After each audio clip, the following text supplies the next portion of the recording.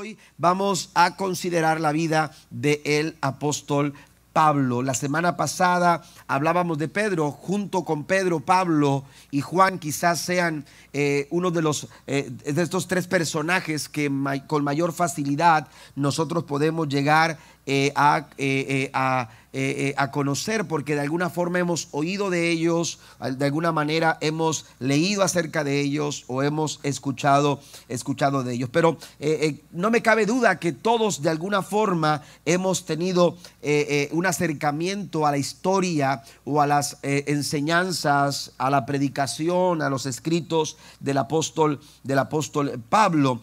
Cuando hablamos del apóstol Pablo, tenemos que hablar de un destacado escritor, tenemos que hablar de un destacado predicador, ganador de almas, apasionado por la salvación de las personas. Tenemos que hablar de un plantador de iglesias, de un mentor. Pablo no solamente era un hombre que predicaba a las masas, también era un hombre que se acercaba a las personas y a los líderes para desarrollar una mentoría. Vemos hombres como Tito, como el mismo Timoteo y algunos otros, solamente por mencionar estos dos, pero algunos otros que fueron dirigidos, fueron guiados, que venían también siendo liderados por el apóstol Pablo. Cuando hablamos de Pablo como escritor, tenemos que decir que Pablo se le acreditan 13 de los 27 escritos que encontramos en el Nuevo Testamento. Esto señala, o esto nos dice, hermanos, que estamos hablando más o menos de un poco menos de la mitad de todo el Nuevo Testamento. El apóstol Pablo lo escribió. Estamos hablando de sus cartas. La carta a los Hebreos es una carta que no se define de una manera total quién es el que la escribió, pero muchos señalan, yo me sumo a ellos, que el apóstol Pablo pudo haber sido el autor de la carta a los Hebreos. Pero estamos hablando de un personaje que a través de sus escritos nos ha bendecido, a través de sus escritos nos ha dado tanto, porque también vale la pena, hermanos, señalar que la mayoría de los escritos paulinos nutren nuestra doctrina. Amén. De los escritos paulinos nosotros nutrimos nuestra doctrina. De hecho, sus escritos son la fuente principal de toda la teología cristiana. Entonces Pablo nos puede enseñar muchas cosas, podemos aprender muchas cosas, pero hoy tomaremos su ejemplo para abordar un tema que quiero compartir con ustedes, y quiero hablar en esta mañana de Pablo, una vida enfocada en agradar a Dios.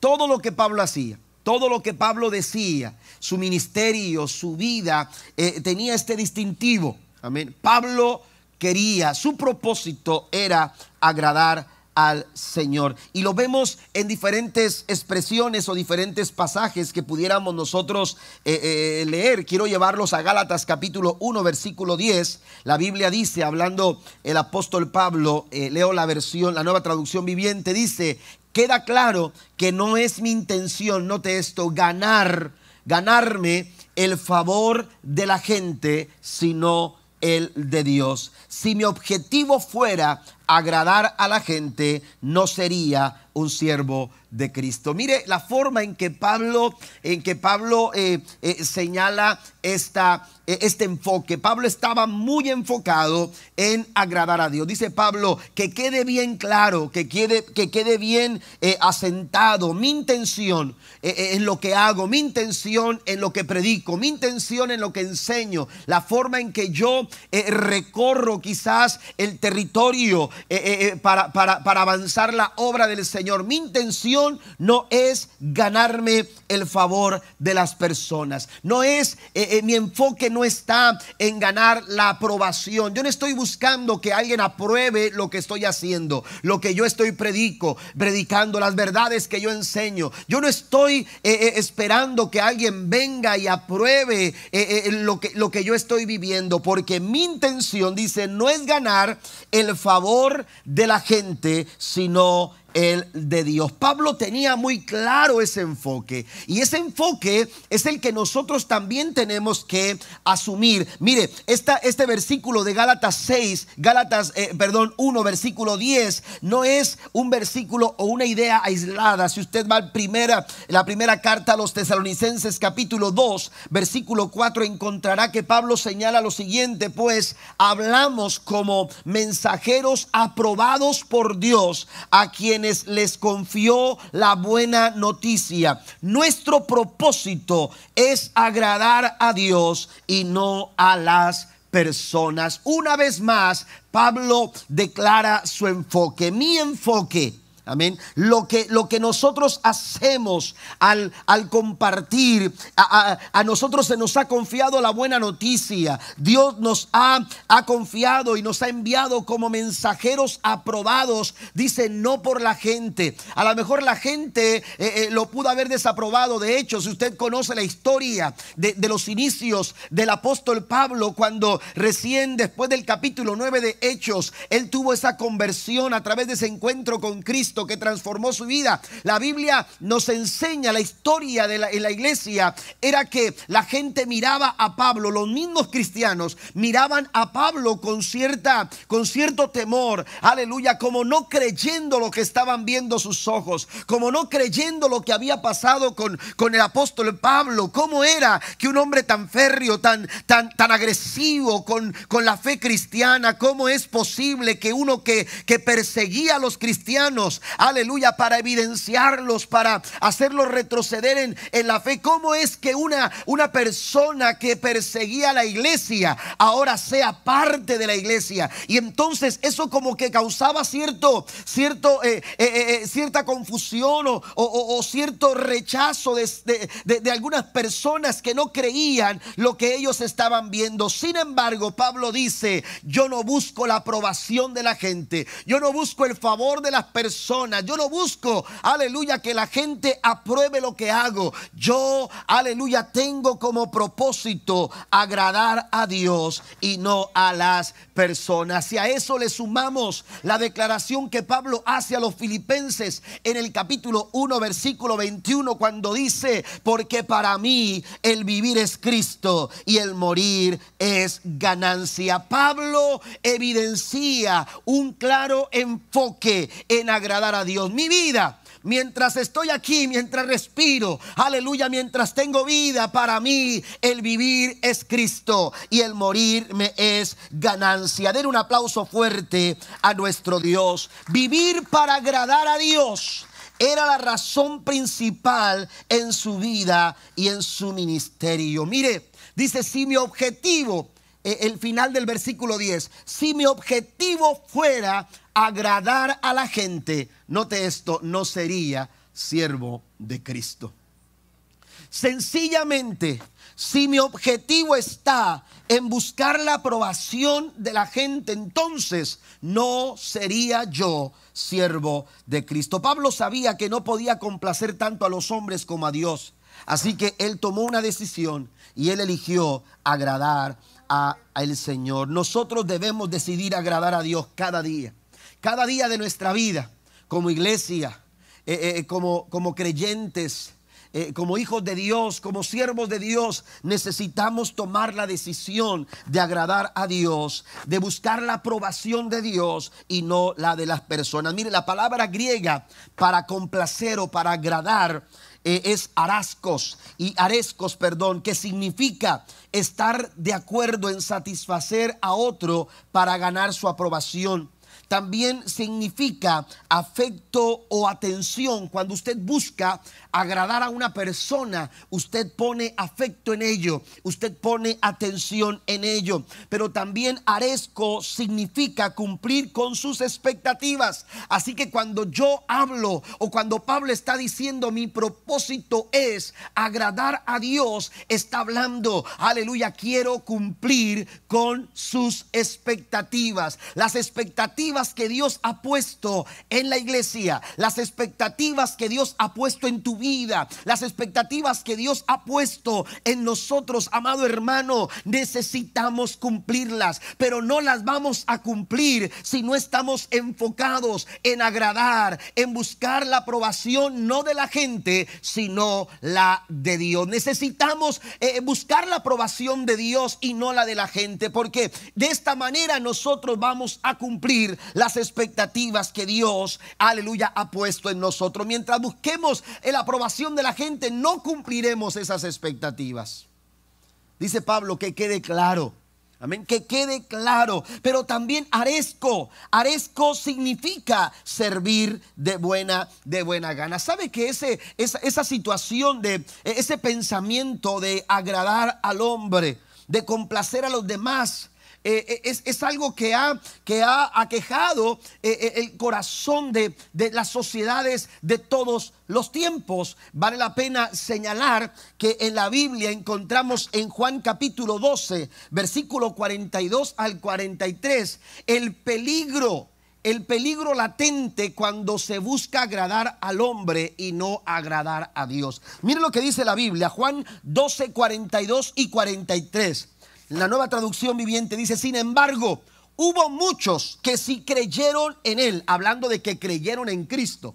Hubo muchos que sí creyeron en él, entre ellos algunos líderes judíos, pero no lo admitían por temor a que los fariseos los expulsaran de la sinagoga, porque amaban más la aprobación humana que la aprobación de Dios. Esto es un peligro. Por eso Pablo dice: si yo, aleluya, si de alguna manera mi objetivo fuera agradar a la gente, entonces no sería siervo de Cristo. Aleluya. Es un peligro cuando buscamos agradar a las personas y de esta manera buscar su aprobación. Aquí Juan nos está hablando de personas, de un grupo de personas que eran líderes judíos. Está hablando de líderes religiosos que llegaron a creer en lo que Cristo predicaba, en lo que Cristo enseñaba. Eso pudo haber transformado sus vidas. Eso pudo causar, hermanos, una manifestación de la gracia de Dios sobre de ellos. Sin embargo, cuando ellos buscaron la aprobación de los hombres, o por buscar la aprobación de los hombres, se perdieron la oportunidad de recibir todo lo que Jesús podía hacer en sus vidas. Dice que ellos creyeron, pero se negaron a confesarlo porque tenían temor de ser expulsados de la sinagoga, de ser desaprobados. Dice que buscaron, el verso 43, amaban más la aprobación humana que la aprobación de Dios. Cuando nosotros buscamos la aprobación de las personas, mire, la iglesia no puede buscar la aprobación de la sociedad. No podemos estar esperando, aleluya, tener el favor de la sociedad.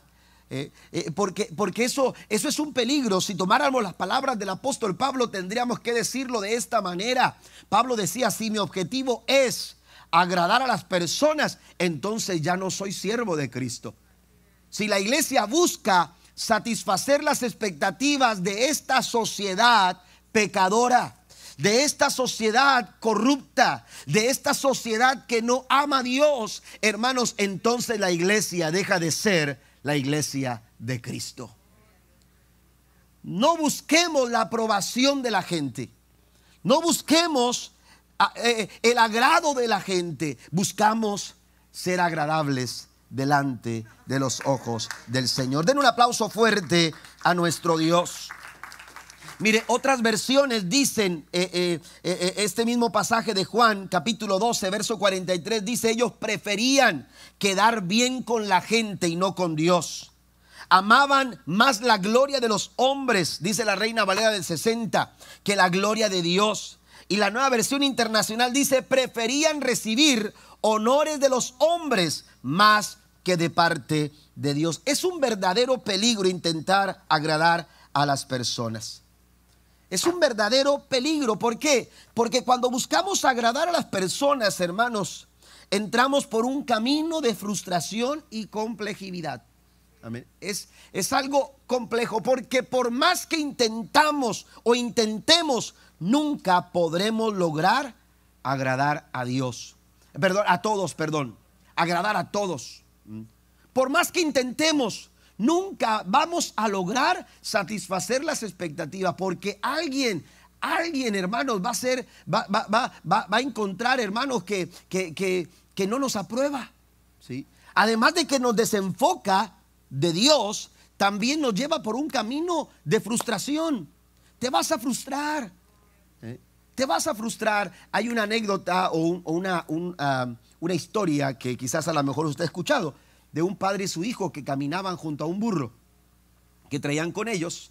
El burro les pertenecía, entonces lo traían con ellos, y mientras caminaban por un camino muy largo, los empezaron a criticar y empezaron a hablar las personas y a decir: míralos, ¿qué pasa con esta gente? ¿Por qué no utilizan al burro? ¿Por qué caminan y si tienen al burro ahí? Y el padre escuchó y sintiéndose un poco así avergonzado, tomó a su hijo y lo subió al burro. Y entonces siguieron caminando, y cuando iban caminando, el padre al lado del burro y el niño arriba del burro, entonces la gente empezó a decir: mira ese niño tan malcriado, es más joven, es más fuerte, ya su padre era adulto. Entonces dijo: ¿por qué no se baja y camina él y que el padre se suba? ¿Dónde está la autoridad del padre? Y entonces el niño escuchó y el niño se bajó, por vergüenza se bajó y le dijo a su papá: súbete ahora tú, papá, para que tú descanses. Y se fueron así, el papá se fue arriba del burro y el niño caminando al lado del burro. Y mientras caminaban,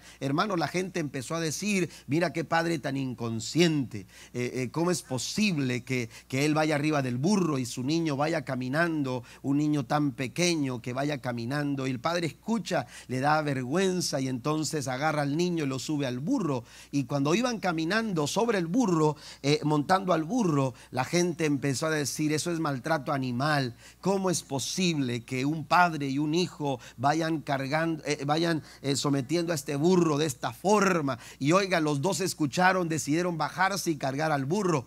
Y entonces ya cuando iban cargando al burro, alguien dijo: ¿cómo es posible que no sean tan inteligentes como para usar al burro siendo un animal de carga? El punto es el siguiente: nunca lograremos satisfacer a las personas.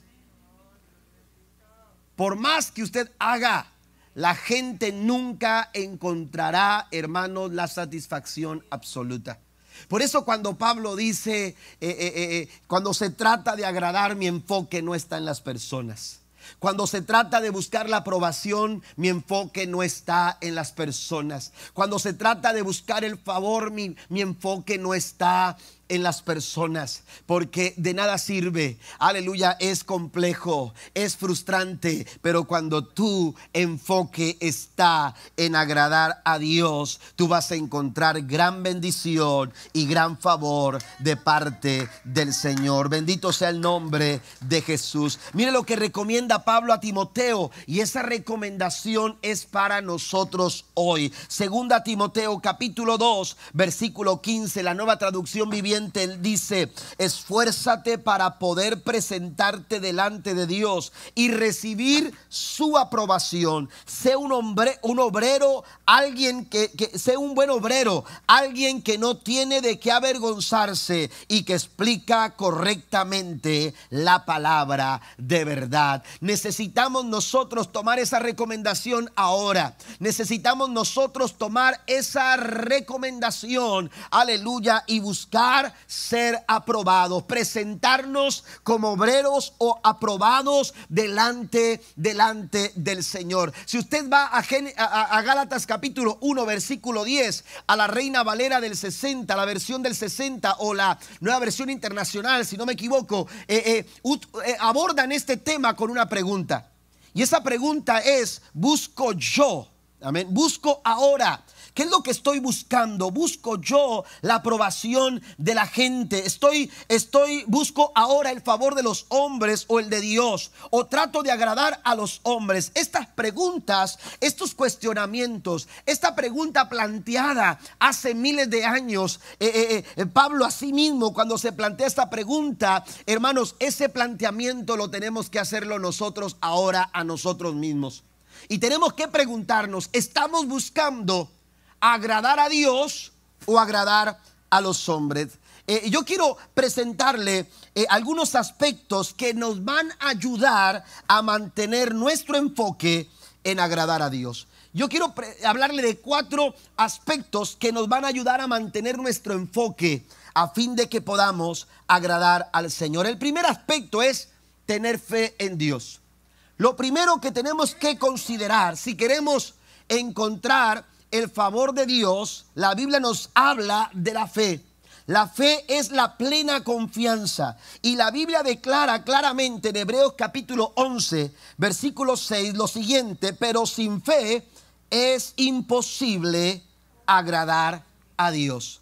Si queremos nosotros agradar a Dios y buscamos todos los días el agrado de Dios, el favor de Dios, la aprobación de Dios, tendremos primero que considerar, hermanos, crecer en la fe, caminar en fe, ¿sí? Movernos a través de la fe. La fe, aleluya, contribuye para nuestro enfoque, para que nosotros estemos enfocados. Cuando tú te mueves a través de la fe, cuando tú actúas a través de la fe, cuando tú decides a través de la fe, aleluya, tú vas a agradar al Señor. Si usted lee todo el capítulo 11 del libro de los Hebreos, se va a dar cuenta que empieza a haber un listado de personajes del Antiguo Testamento, aleluya, que evidenciaron actos de fe que agradaron a Dios. Y por ejemplo, en el caso de Moisés, la Biblia dice que cuando tuvo que decidir, amén,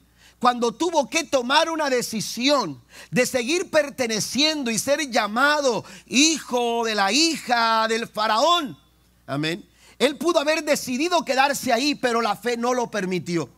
Y entonces él tomó una decisión mejor.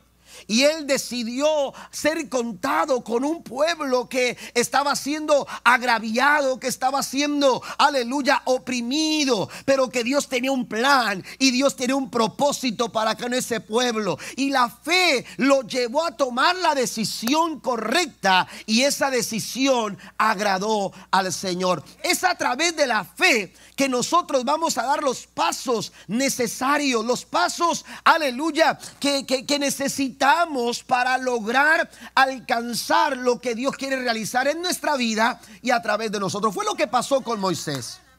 Moisés tomó una buena decisión. ¿Pero por qué? Porque no la tomó pensando en agradar a las personas.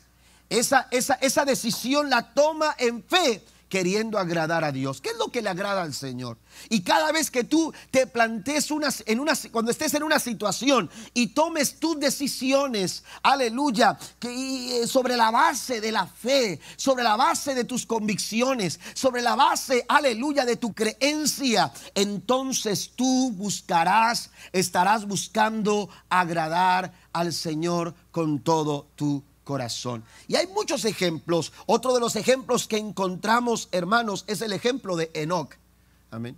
Este hombre, aleluya, que vivió en medio de una sociedad pecadora, de una sociedad que hacía lo malo, de una sociedad, aleluya, que vivía sin control, que vivía, aleluya, lejos de Dios, que no consideraba a Dios en sus formas de vida, conductas pecaminosas, pervertidas, con conductas, aleluya, que no agradaban al Señor. Pero aún en medio de esa sociedad, la Biblia nos enseña y dice que caminó Dios con Enoc, o Enoc caminó con Dios.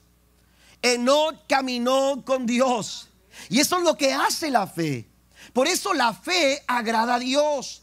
¿Por qué? Porque nos lleva a actuar, nos lleva a conducirnos y nos lleva a tomar decisiones que agradan al Señor. Amén. Dice la Biblia, sin fe es imposible. No podemos agradar a Dios si no estamos caminando a través de la fe, si no estamos actuando de acuerdo a la fe. Ahora, esta clase de fe tiene como base dos verdades que yo quiero mencionarles acerca de Dios. Y el mismo versículo 6 nos lo señala. Si usted sigue leyendo, dice: pero sin fe es imposible agradar a Dios. ¿Por qué? Porque es necesario que el que se acerca a Dios crea que le hay. Amén. Esa es la primera verdad. Esa es la primera verdad. Todo el que se acerca a Dios tiene que creer que Él existe. Amén. Que Dios existe. Que aleluya, que Él es real. Dice: el que se acerca a Dios crea que le hay. Usted no puede acercarse a Dios si usted no tiene esa verdad en su corazón. Si usted no está creyendo en un Dios real, en un Dios verdadero, en un Dios, aleluya, que existe absolutamente. Tenemos que entender que Dios ha sido, que Dios es y seguirá siendo. ¿Cuántos dicen amén? Dios ha sido, Él es y seguirá siendo. Y Él no cambia. Él no cambia. La Biblia dice en Hebreos capítulo 13, versículo 8, Jesucristo es el mismo. Escuche esto: Jesucristo es el mismo. Esto quiere decir que Él no ha cambiado. Amén. Él sigue siendo el mismo. El Dios que se reveló en el principio es el mismo Dios que se ha revelado a nosotros en el ahora, en el tiempo presente, y es el mismo que será mañana. Esto quiere decir que Él no llegó a ser lo que es ahora. Él ya era. ¿Está conmigo? Él no ha llegado a ser lo que es ahora. Dios sigue siendo el mismo. Él no ha llegado a ser lo que es ahora y nunca dejará de ser quien es. Y por eso la fe agrada a Dios, porque está sobre esa verdad, sobre esa base, aleluya, de un Dios que existe absolutamente y que no cambia y que se ha revelado siendo el Dios del ayer, el Dios del hoy y el Dios del mañana. Cuando Dios le habla a Moisés, le dice a Moisés en Éxodo 3 capítulo 14: y respondió Dios a Moisés: yo soy el que soy. Y dijo: así dirás a los hijos de Israel: yo soy, me envió a vosotros. Sobre esa base nuestra fe nos hace agradables delante del Señor. Pero también hay una segunda verdad, y esa segunda verdad sigue diciendo el versículo 6: y que Él es galardonador de los que le buscan. Esta segunda verdad nos habla de un Dios que es pleno y que es completamente autosuficiente.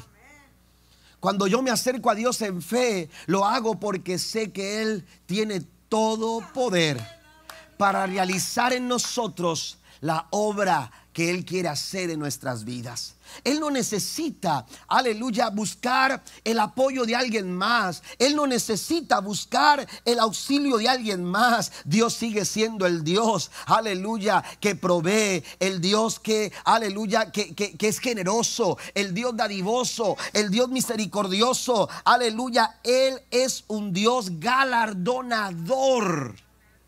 Amén. Es el Dios galardonador. Cuando hablamos de un Dios galardonador, estamos hablando de un Dios que obra, aleluya, en una misericordia abundante.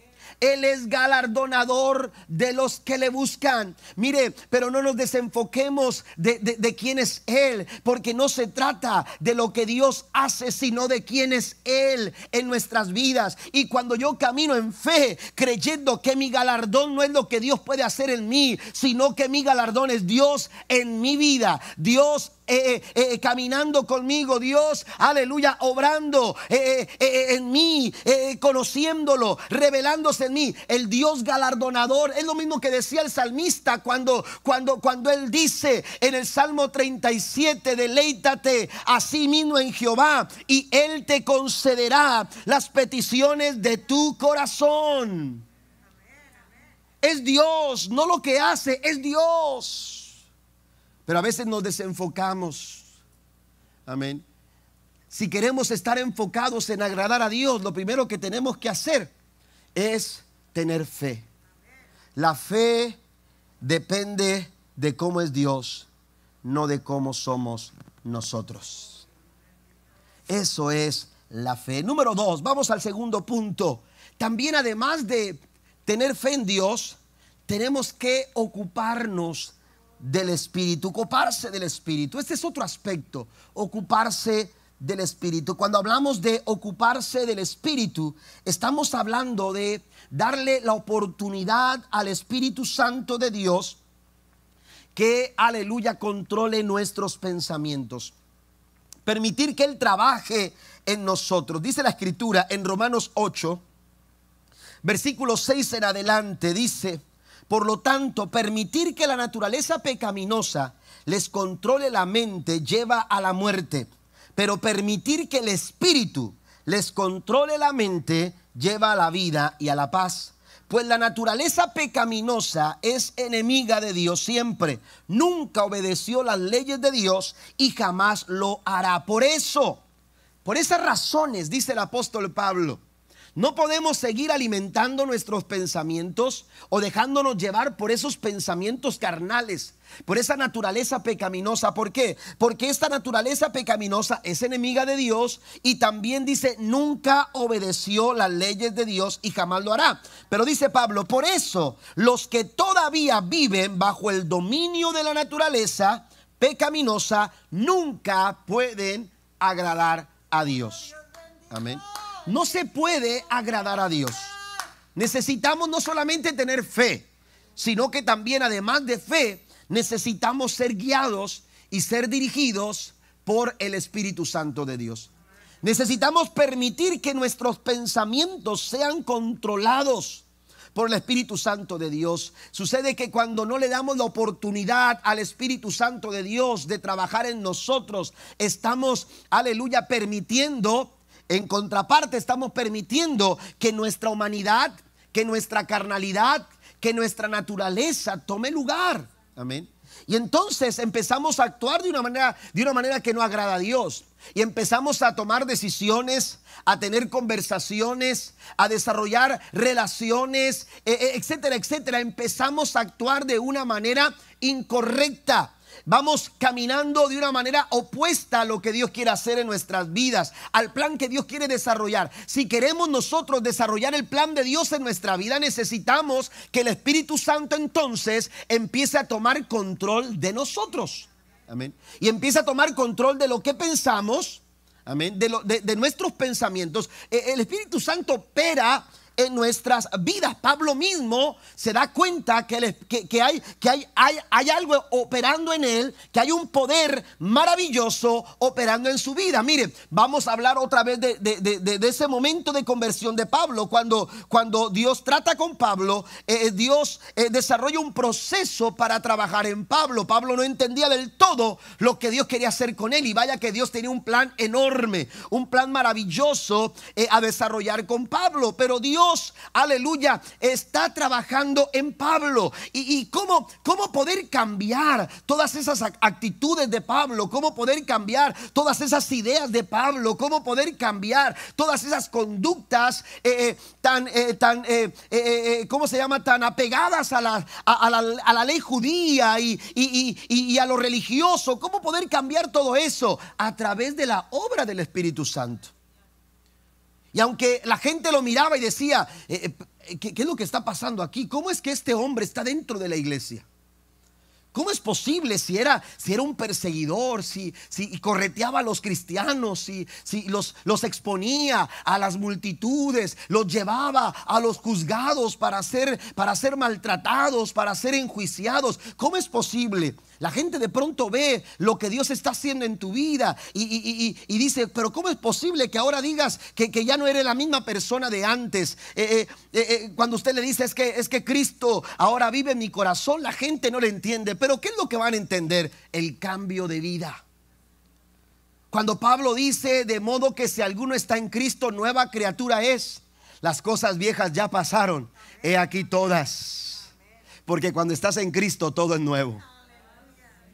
La obra de Jesús en nuestras vidas es, aleluya, es la obra del Espíritu Santo de Dios en nosotros diariamente, continuamente. Y la Biblia nos habla, aleluya, precisamente de eso, de ocuparnos del Espíritu. Cuando permitimos que el Espíritu Santo obre en nuestras vidas, la gente va a empezar a darse cuenta que aquel que era, así como lo vieron con Pablo, aquel hombre que perseguía a la iglesia, ahora estaba dentro de la iglesia. Aquel hombre que iba en contra de los cristianos, ahora levantaba las manos para orar por sus hermanos en la fe, para cantar en la iglesia, para adorar al Señor. Y entonces esa transformación es la que va siendo el poder del Espíritu Santo de Dios que está obrando en nuestras vidas. Porque a veces queremos cambiar desde nuestra perspectiva y decimos, no, yo voy a hacerlo, tengo la fuerza de voluntad para lograrlo. Tu fuerza de voluntad tiene sus límites.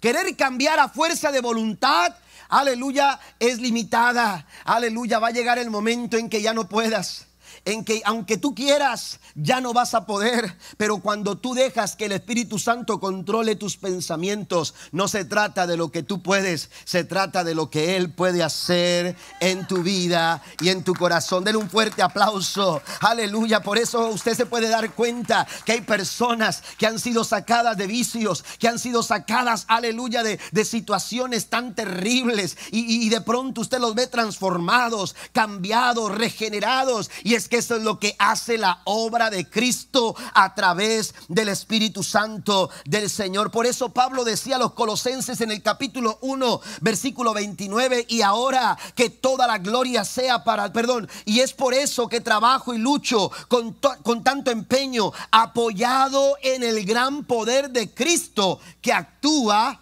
dentro de mí. El poder de Cristo que actúa. Mire, y esto es interesante porque Pablo no está hablando en tiempo pasado. No es el poder de Cristo que actuó, es el poder de Cristo que actúa. ¿Por qué? Porque es todos los días. Es cada mañana que te levantas, dejar que el Espíritu Santo dirija tus pensamientos, guíe tu corazón para tomar las mejores decisiones, para llevar adelante, aleluya, lo que Dios quiere hacer en tu vida. Otra cita bíblica es Efesios 3:20: y ahora que toda la gloria sea para Dios, quien puede lograr, escuche esto, mucho más de lo que pudiéramos pedir o incluso imaginar, mediante su gran poder que actúa en nosotros. Es mediante su poder, no es por medio, aleluya, de lo que tú puedas hacer, es por medio de su poder. Todo lo que tienes que hacer es darle oportunidad para que Dios pueda obrar y trabajar en tu vida a través del Espíritu Santo de Dios. Avanzamos al punto número 3. Si queremos agradar a Dios, hay otro tercer aspecto. Además de tener confianza o tener fe, además, aleluya, de ocuparse del Espíritu, también tenemos que temer a Dios. Hablemos del temor a Dios. Amén. Y no a esta bocina que empezó a hacer un detallito aquí. Pero bueno, temer a Dios, ¿sí? El tercer aspecto, hermanos, que nos ayuda a mantener nuestro enfoque en agradar a Dios es el temor a Dios. Y cuando hablo de temor, no estoy hablando de pánico, no estoy hablando de miedo, porque eso no se trata el temor de Dios. El temor de Dios no tiene nada que ver con los miedos que infunden desconfianza, inseguridad a nuestros corazones. Es todo lo contrario. El temor de Dios es todo lo contrario, porque mientras que los miedos que a veces abrazamos en la vida, que a lo mejor nos han acompañado por muchos años, nos van llevando a una desconfianza y a una inseguridad terrible, y nos angustia y nos llena de pánico, el temor de Dios nos brinda seguridad. El temor de Dios siempre nos brinda seguridad. Un temor reverencial. Cuando hablamos del temor a Dios, estamos hablando de un temor reverencial o de un apropiado respeto por Dios. El temor a Dios es una sumisión reverente que nos lleva a la confianza y a la adoración obediente. Cuando hablamos de temor a Dios, esto significa de honrarlo, de exaltarlo, de adorarlo, de obedecerlo y de reconocer que solamente Él es merecedor de toda nuestra entrega. Es tan beneficioso el temor a Dios en nuestra vida. Practicar el temor a Dios en nuestra vida, hermanos, aleluya, es tan beneficioso que yo quiero que usted anote todos los beneficios que podemos encontrar cuando practicamos el temor a Dios. Usted quiere bendecir a su familia, usted quiere bendecir su relación matrimonial, su relación familiar, su hogar. Usted necesita enseñar y practicar el temor a Dios en su hogar. ¿Por qué los creyentes deben sentir temor de Dios? Número uno, porque es un mandato. En primer lugar, es un mandato. Deuteronomio capítulo 13, versículo 4, la Nueva Traducción Viviente dice: sirve únicamente al Señor tu Dios y teme solamente a Él, obedece sus mandatos y escucha su voz y aférrate a Él. Cuando vamos a la historia de los jóvenes hebreos, encontramos a tres muchachos que no se prestaron a obedecer las órdenes de Nabucodonosor. Aun cuando la estatua era imponente, aun cuando el decreto, hermanos, pudiera intimidar a cualquiera, ellos se mantuvieron firmes y seguros en su decisión. No adoraremos tu estatua, porque si se trata de adorar a alguien, ya tenemos a alguien a quien adorar. Y entonces Nabucodonosor dijo: ¿y qué Dios los va a librar de mi mano y del horno de fuego ardiente? El Dios al cual servimos nos puede librar de tu mano y del horno que está ardiendo. Mire, es el temor de Dios, ¿sí? Cuando nosotros practicamos el temor a Dios, hermano, lo hacemos porque Dios nos ha dado un mandamiento. Pero también, hermanos, el temor de Dios provee sabiduría. Una persona que teme a Dios, hermanos, aleluya, es una persona que recibe sabiduría del cielo. Proverbios 1, versículo 7 dice: el principio de la sabiduría es el temor de Jehová. Los insensatos desprecian la sabiduría y la enseñanza. Y esto mismo lo afirma una vez más el proverbista en el capítulo 9, versículo 10. El temor de Jehová es el principio de toda sabiduría. La única fuente verdadera de sabiduría proviene de nuestro Padre Celestial. Y como dice Santiago, si alguno está falto de sabiduría, ¿cuánta necesidad tenemos diariamente de encontrar sabiduría para poder guiar nuestra casa, para poder guiar a nuestras decisiones? Bueno, Santiago dice: si alguno no sabe lo que tiene que hacer. ¿Alguna vez usted se ha sentido en esa situación de no saber qué hacer? Bueno, Santiago dice: si alguien está falto de sabiduría, que es lo mismo que decir, si alguien no sabe lo que tiene que hacer, vaya a Dios en oración y pídala, porque Él será amplio en dársela. Den un aplauso fuerte a nuestro Señor. Nos aparta del mal. También el temor a Dios, hermano, nos aparta de los caminos corruptos, de los caminos del mal. Proverbios 16, versículo 6 dice lo siguiente: con misericordia y verdad se corrige el pecado, y con el temor de Jehová los hombres se apartan del mal. Permítame leerlo en otras versiones. La Nueva Traducción Viviente y la Nueva Versión Internacional dicen: con el temor del Señor se evita el mal. Y la traducción lenguaje actual dice: uno se aleja del mal cuando obedece a Dios. Uno se aleja del mal. Usted enseña el temor de Dios a su familia y no tendrá que preocuparse de andarlos allá casi con cámaras y satelitales para ver dónde andan. Yo recuerdo que cuando era un adolescente, hace que serán unos 10 años atrás, pero ni yo me la creía. Entonces resulta que era un adolescente y nosotros crecimos en la iglesia.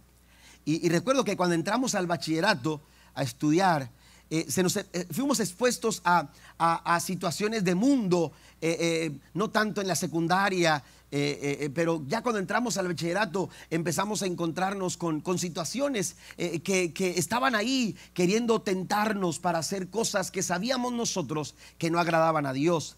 Pero nosotros crecimos en un hogar donde se nos enseñó el temor a Dios. Amén. Más que el temor al pastor, más que el temor a los líderes o a los diáconos que cuando te miraban con un chicle decían, ¿verdad? ¿Verdad? Estábamos ahí viene el diácono y todos así. ¿Me entiende? La verdad, hermanos, es que más que el temor a las personas, se nos enseñó a temer a Dios. Y yo recuerdo que cuando yo tuve oportunidad de hacer algo malo, Dios no me lo permitió. No lo pude hacer.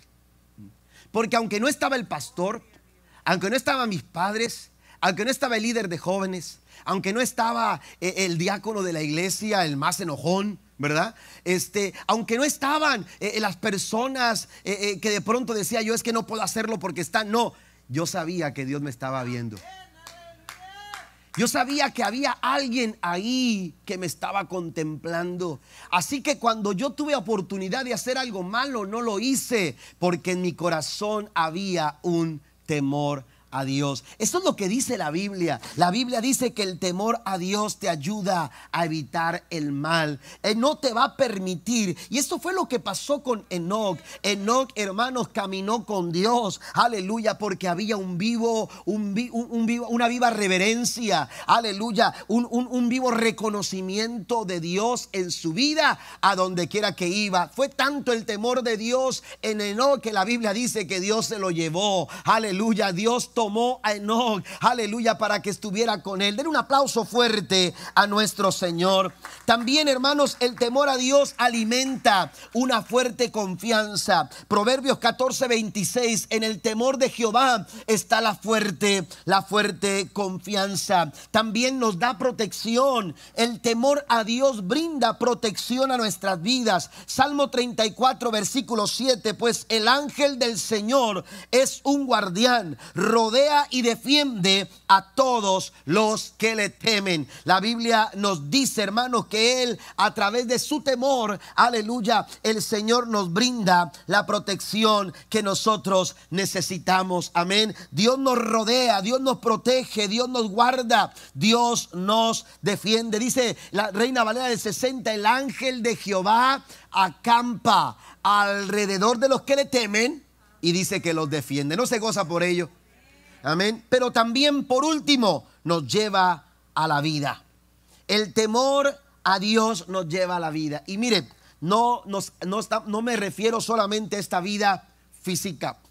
El temor de Dios nos lleva a la vida eterna. La Biblia nos dice en Proverbios 19:23, el temor del Señor conduce a la vida, da seguridad y protección contra cualquier daño. Lo más sabio que podemos llegar a hacer es temer, es honrar, es obedecer y exaltar al Dios vivo al cual servimos. Entonces, yo puedo estar enfocado en agradar a Dios cuando tengo fe.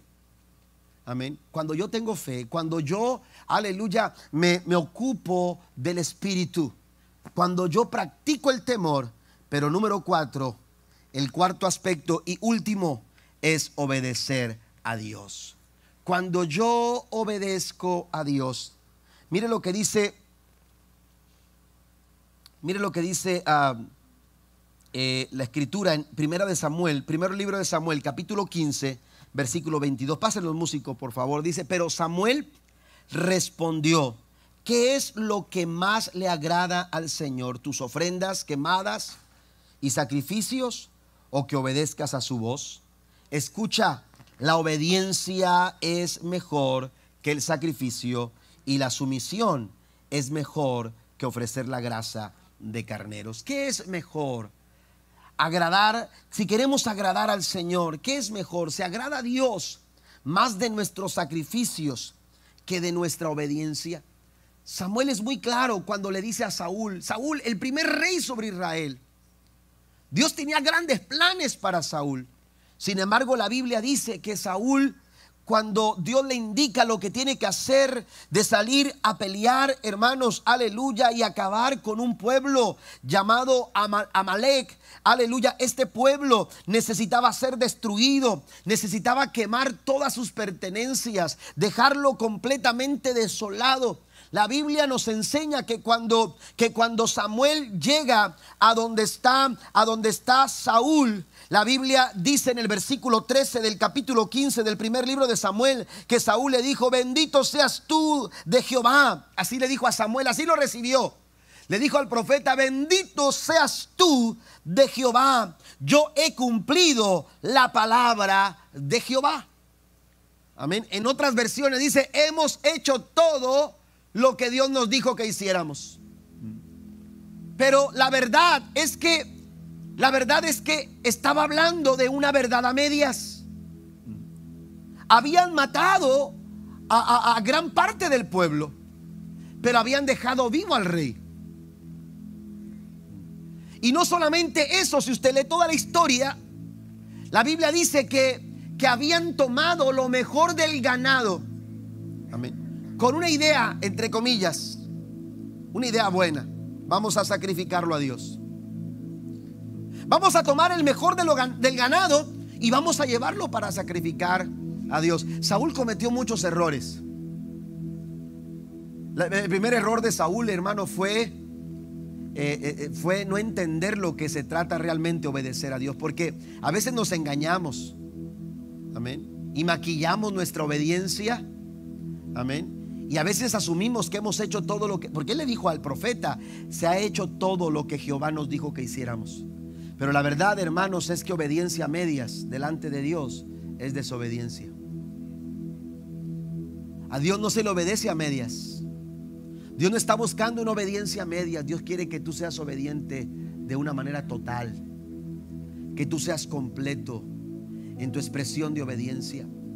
Otro error que cometió Saúl es tomarse atribuciones que no le correspondían. Porque a él no le correspondía, hermanos, tomar ese ganado para ser sacrificado como un holocausto delante del Señor. Por eso el profeta fue muy claro: ¿se agrada a Dios más de tus ofrendas que de que le obedezcas? Y entonces Samuel establece la verdad: a Dios le agrada más tu obediencia que tus sacrificios. Todos los esfuerzos, todos los trabajos, iglesia, todas las buenas intenciones que podamos llegar a realizar en nuestra vida, si las hacemos fuera de la obediencia, no sirven delante de Dios. Porque la Biblia dice que es mejor para Dios nuestra obediencia que todos nuestros sacrificios. Un corazón que no obedece no agrada a Dios, pero un corazón que obedece está enfocado en agradar a Dios. Y Pablo decía: ese es mi propósito. Ese es mi propósito. Ese es mi objetivo. Y si yo no lo hago, entonces yo no soy siervo de Cristo. La iglesia no puede ser la iglesia de Cristo si no está caminando en obediencia. Si no estamos caminando de acuerdo a la voluntad de nuestro Dios. Si no estamos caminando de acuerdo a lo que dice la palabra del Señor. Esta palabra que Dios nos ha dado, hermanos, es no solamente para oírla, tenemos que practicarla. Santiago capítulo 1 verso 22 dice: no solo escuchen la palabra de Dios, tienen que ponerla en práctica. De lo contrario, solamente se engañan a sí mismos. ¿Por qué es agradable delante de Dios nuestra obediencia? Menciono 3 cosas. Primero, porque es una expresión de amor. Amén. Una expresión de amor. ¿Cómo se siente usted cuando su hijo obedece? Amén. ¿Cómo se siente? Satisfecho, complacido, orgulloso. Amén. Un orgullo bueno, un orgullo sano, ¿verdad? Mira qué niño tan obediente, ¿verdad? No tienes que hablarle 1, 2, 3, 4, 5 veces. No, el niño obedece. Usted como padre se siente satisfecho. Amén. ¿Por qué? No porque se hizo lo que usted quiso, sino porque su hijo le demuestra obediencia. Pero realmente esa obediencia es una expresión de amor. Es una expresión de amor y Dios así lo considera. Juan capítulo 15 versículo 10 al 11 dice: si obedecen mis mandamientos, permanecerán en mi amor, así como yo he obedecido los mandamientos de mi Padre y permanezco en su amor. Les he dicho esto para que tengan mi alegría y su alegría sea completa. Pero también en Juan capítulo 14 verso 15 dice: si me aman, obedezcan mis mandamientos. Obedecer es una expresión de amor, pero obedecer también es un testimonio. El mundo, aleluya, recibe un testimonio. La gente que te rodea, cuando te ve obedecer a Dios, hermanos, están escuchando tu testimonio. Tú estás testificándole al mundo a través de tu obediencia. Hermano, estás testificando, estás brillando con la luz de Cristo. Mateo capítulo 5, verso 16 dice: así alumbre vuestra luz delante de los hombres, para que vean vuestras buenas obras y entonces glorifiquen a vuestro Padre que está en los cielos. Cuando usted es obediente, usted está provocando que la gente que le ve glorifique al Señor. La pregunta es: ¿la gente alrededor de nosotros está glorificando a Dios? Si la gente alrededor nuestro está glorificando a Dios, es porque estamos brillando a través de nuestra obediencia. Dice: así alumbre vuestra luz. Bien pudiéramos leerlo: así alumbre vuestro testimonio delante de los hombres. ¿Por qué? Porque el testimonio es eso. Amén. El testimonio es brillar, que Cristo brille a través de nosotros. Y cuando lo logramos, hermanos, seremos felices. Porque la Biblia dice en el Salmo 119, versículo número 33 al 34: Dios mío, enséñame a cumplir tus mandamientos, pues obedecerlos me hace feliz. Los cumpliré toda mi vida. Aclara mi entendimiento y los seguiré de todo corazón. Y por último, además de ser una expresión, hermanos, de amor, además de ser un testimonio a las personas, es un acto de adoración. Cuando usted obedece, usted está expresando su mejor adoración al Señor. La mejor melodía, la mejor canción, amén, de adoración al Señor, hermano, no es la que se ha grabado en el mejor estudio, o que tiene la mejor producción, o que contiene las mejores voces, o los mejores acordes.